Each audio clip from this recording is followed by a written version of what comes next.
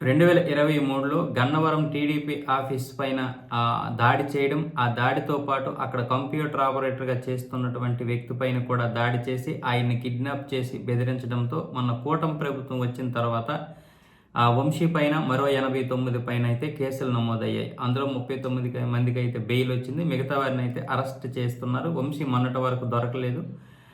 నానక్రమగూడలో ఉన్నటువంటి రాయదుర్గంలో ఒక అపార్ట్మెంట్లోనైతే వంశీని పట్టుకున్నారు పోలీసులు. ఏపీ పోలీసులు అక్కడికి వెళ్ళి వంశీని అయితే అరెస్ట్ చేయడం జరిగింది. అయితే అన్ని విషయాలు కూడా కీలకమైనటువంటి విషయాలన్నీ కూడా ఆయన ఫోన్లోనే ఉన్నాయని తెలుసుకున్నటువంటి పోలీసులు ఆయన ఫోన్ కోసం అయితే ఆయన ఇంట్లో 2 గంటల పాటు అయితే సోదాలు నిర్వహించారు. ఎక్కడా కూడా దొరకలేదు.